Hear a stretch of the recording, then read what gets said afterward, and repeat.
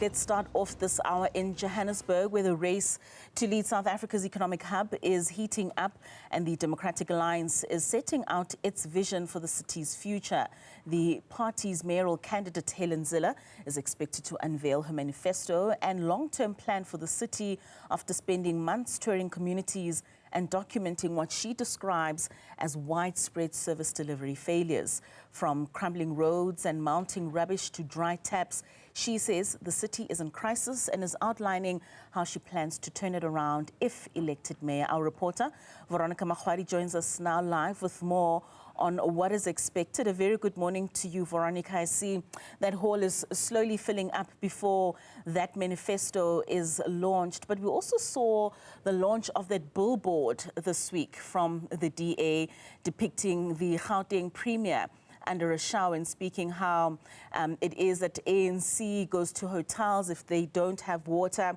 Of course, a tactic that has been praised by others and also criticized by others with regards to this. What can we expect from the DA mayoral candidate for Johannesburg in terms of really what it is that they are setting forward for what they want to do for the citizens of Johannesburg?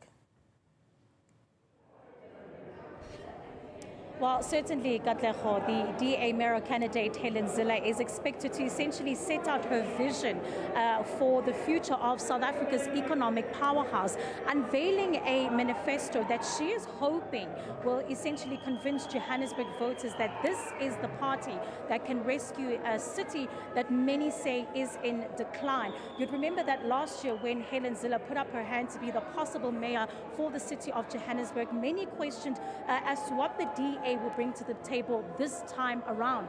You'd remember that the party has had its shot at being at the helm of the city. The last mayor would have been Mpho Phalatse, and that would have been at around 2023. That was a short-lived mayoral opportunity and also quite an unstable one. And so for Johannesburg residents, this manifesto lands at a critical moment where there has been deepening challenges within the city that you have already alluded to.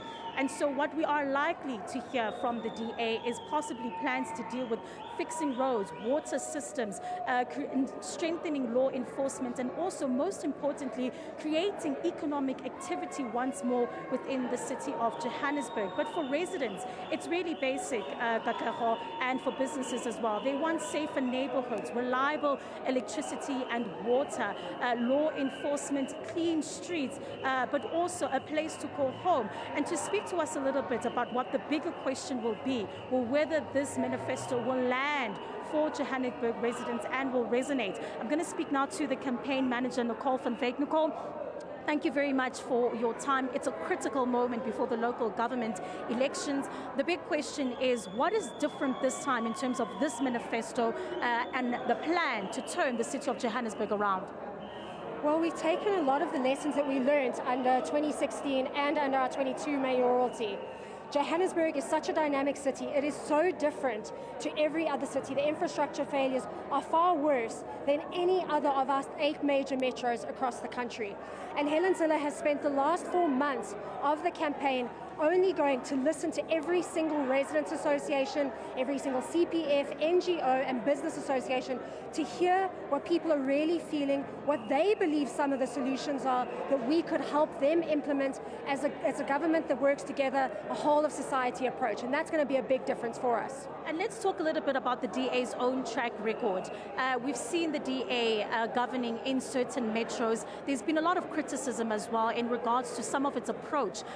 Some of the opposition saying, look, seems to be a lot of more focus in suburban areas, not necessarily townships. How are we going to ensure that there's one, service delivery, but also stability? Well, if you just look at the Western Cape, for example, the Western Cape, the city of Cape Town rather, they have spent more than all 3 metros combined on infrastructure. 70% of that budget has gone to our poorer areas, making sure that basic services get delivered. And you don't even have to look as far as the city of Cape Town. Just go to the town of Midvaal. We went to meet Peter Texera there to take some lessons from him as well, and we went to some informal areas. All the formal area that we were at, every single location Every single home had its own tap, had its own facilities, and that's something that we are going to strive to deliver here in Johannesburg as well. We are here for everyone. It's an all-inclusive budget. We got to make sure that the suburbs are continuing to pay their taxes so we can continue to subsidise services in our poorer areas and making sure that people can live with dignity and hope. And you are the campaign manager, so you may have been the brainchild behind a lot of the social media posts that we've been seeing of Helen Zille, sweeping pavements, sometimes taking a dip in a pothole. Besides the viewing entertainment, there's a deeper message there. Talk to us a little bit about that. Well, unless you're actually feeling it yourself, you can't experience properly and know what residents are going through. That's been a big part of our social media campaign. All the lessons that we took from listening to residents, they said, well, you know, we've gone and stood in these potholes. We've planted trees. Some residents have even gone crazy enough to take a little dinghy and go float in some of our what we call reinstatements. These are holes left by Joburg Water, filled with water. And the only way you can experience that is to actually go see it. As Helen Zille said, go see for yourself. All right, well, we'll be looking forward to the manifesto, but perhaps maybe if your last question, if you will, just touch on a little bit for us the real crisis in the city of Johannesburg. Is it a service delivery issue or is it a governance crisis? It's a governance crisis.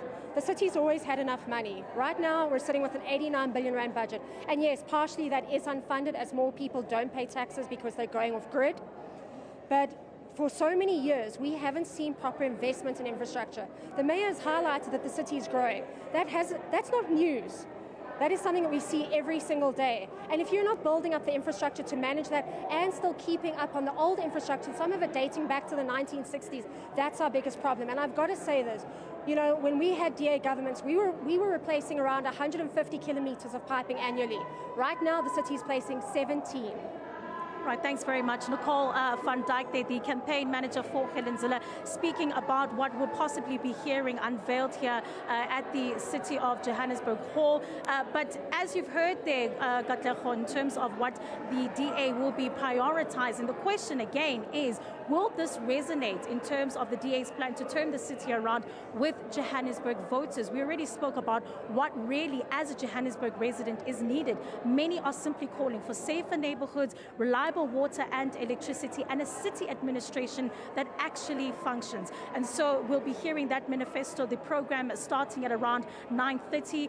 Among those that will be here, of course, is the Solim Simanga, as well as, of course, Helen Zille, who will be detailing those plans and those policies. Katlego, back to you.